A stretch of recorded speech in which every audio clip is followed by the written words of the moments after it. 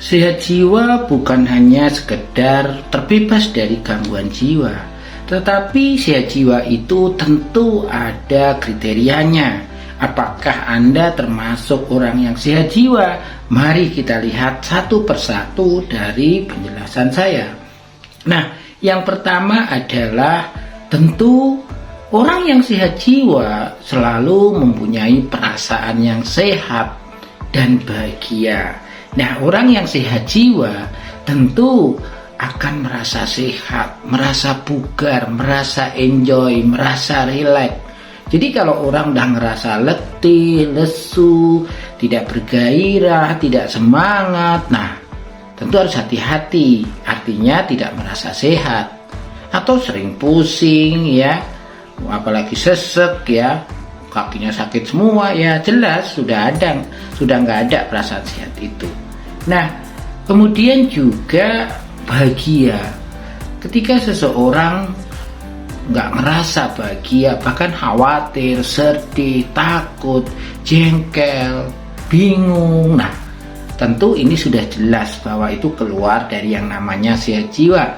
Jadi orang yang sedang tidak baik-baik saja, tidak merasa sehat dan bahagia, ya tentu itu dinamakan bahwa orang itu tidak sehat jiwa atau tidak baik-baik saja. Nah, yang kedua adalah orang yang sehat jiwa tentu mampu mengatasi tantangan hidup. Tantangan hidup di sini artinya adalah setiap orang pasti punya masalah, punya problem, punya kesulitan, ya, punya konflik. Nah, tentu orang yang sehat jiwa pastinya akan bisa memahami bahwa dia tidak sedang baik-baik saja dan mempunyai masalah. Orang yang sehat jiwa pasti akan belajar untuk memahami masalah itu dan akan menerimanya. Setelah menerima adanya masalah, tentu akan mencari orang paling tidak untuk curhat atau berkeluh kesah. Nah, alangkah baiknya orang yang sehat jiwa juga bisa mencari pertolongan, mencari bantuan untuk mencari solusi dari persoalan atau masalah yang dialaminya. Jadi untuk sehat jiwa yang kedua ini pastinya orang tersebut harus bisa menghadapi tantangan hidup, masalah hidupnya, problem-problem yang dia alami. Ya. Kalau kita tidak merasa sehat dan bahagia, pastinya tidak akan bisa menghadapi setiap persoalan yang dihadapi. Yang ada adalah tidak bergairah, pesimisme ya. Maka itu orang yang sehat jiwa akan tumbuh rasa semangat hidup dan optimisme. Nah, yang ketiga adalah sikap positif terhadap diri sendiri dan orang lain.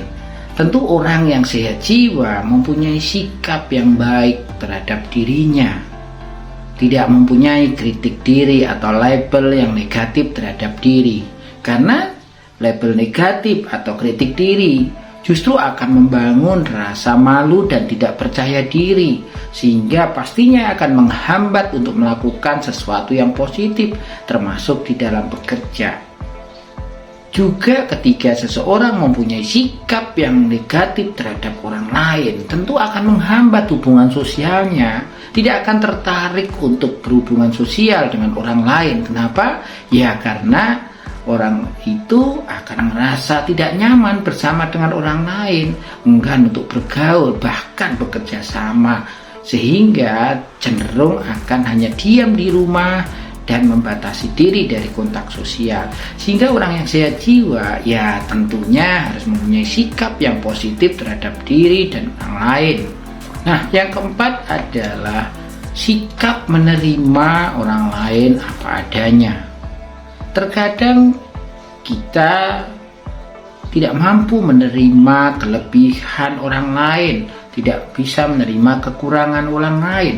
Orang yang sehat jiwa tentunya harus mempunyai sikap menerima apapun yang ada pada orang lain, apakah itu adik kita, kakak kita, orang tua kita, ibu kita, ayah kita, ataupun atasan kita, atau bahkan rekan kerja kita.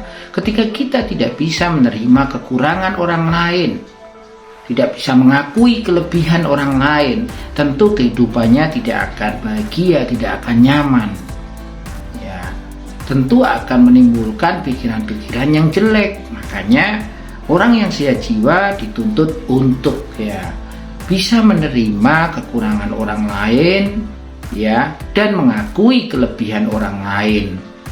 Sehingga ketika harus berhubungan sosial, berinteraksi, bertemu, bekerja sama, akan merasa nyaman. Nah, nomor 5 adalah tentu orang yang sehat jiwa dapat mempercayai orang lain. Kepercayaan ini tentu sangat penting sekali. Ketika seseorang tidak mampu percaya kepada orang lain, tidak mampu membangun kepercayaan terhadap orang lain, tentu tidak akan bisa kerjasama. Yang ada hanya menyalahkan orang lain. Yang ada hanya mengkritik orang lain, hanya membicarakan kelemahan dan kekurangan orang lain. Dan tentu kepercayaan ini sangat penting untuk membangun hubungan yang harmonis.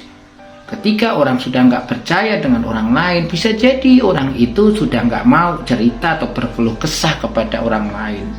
Sehingga orang yang sehat jiwa tentu akan bisa mempercayai orang lain. Tidak akan berburuk sangka atau mempunyai pikiran yang negatif terhadap orang lain, sehingga kepercayaan ini juga harus dipupuk. Nah, yang keenam adalah tentu orang yang sehat jiwa senang menjadi bagian dari kelompok.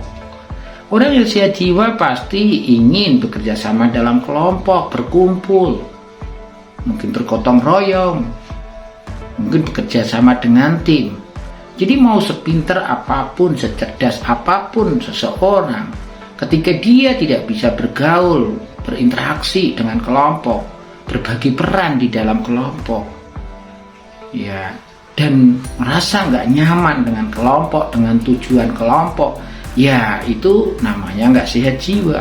Karena orang yang sehat jiwa pasti akan nyaman dan merasa butuh kelompok, merasa butuh orang lain yang lebih banyak, merasa orang lain itu bagian dari dirinya, dan kesuksesan dia tentu tergantung dari orang lain, dari kelompok. Kenyamanan seseorang terhadap kelompok sosialnya tentu akan mencerminkan kesehatan mental dari orang tersebut. Nah, nomor 7 adalah bisa memaknai hidup ini secara bermakna. Ini sama saja setiap orang harus ada manfaat untuk lingkungannya.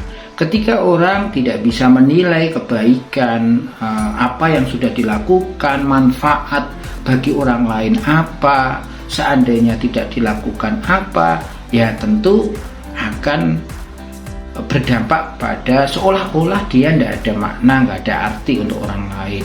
Nah, ini berbahaya sekali. Ketika orang sudah nggak ada arti, nggak ada makna, bisa jadi orang jatuh dalam depresi. Nah, tentu depresi ini bisa jadi sudah memang tidak sehat jiwa dan merasa tertekan. Kenapa? Tidak ada yang bisa dibanggakan, nggak percaya diri, karena tidak ada makna dalam hidupnya.